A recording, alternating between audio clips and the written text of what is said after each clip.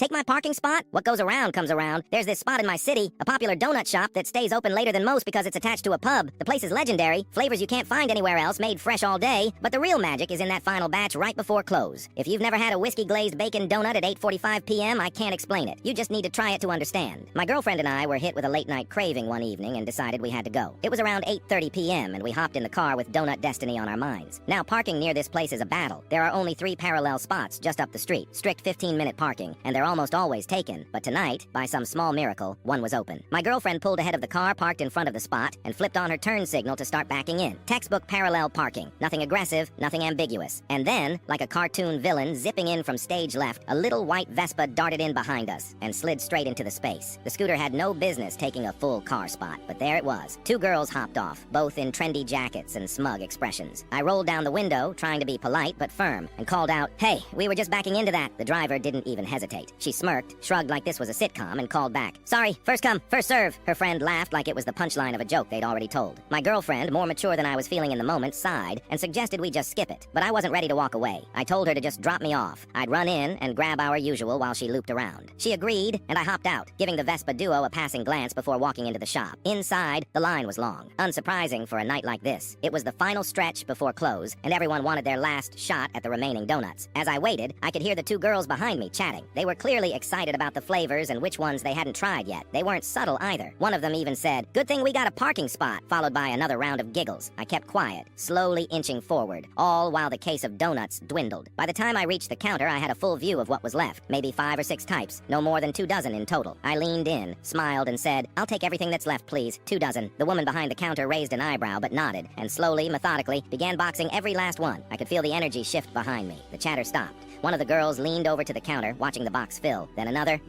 their faces twisted slowly from confusion to panic. Finally, the driver broke. "Wait, are you really not going to save any for us?" she asked the baker. I turned around just as the final maple bar hit the box and said, "Sorry, first come, first serve." I wish I could properly describe her expression. It was like watching someone put together the pieces of a twist ending they never saw coming. Equal parts betrayal, disbelief, and a touch of regret. Her eyes widened, her jaw dropped, and for a split second I think she genuinely reconsidered every decision she had made that day, including the moment she zipped into that spot. I walked out with my boxes of sweet, sugary vengeance, hopped back into the car with my girlfriend, and handed her a warm donut. She raised an eyebrow but didn't ask questions. We drove home in silence, the kind of satisfied silence that only comes after justice has been served with a side of Bavarian cream. The next morning, I brought the rest to my office. Watching my coworkers tear into that box like a pack of wolves made it all the sweeter. Best donuts I've ever had, hands down.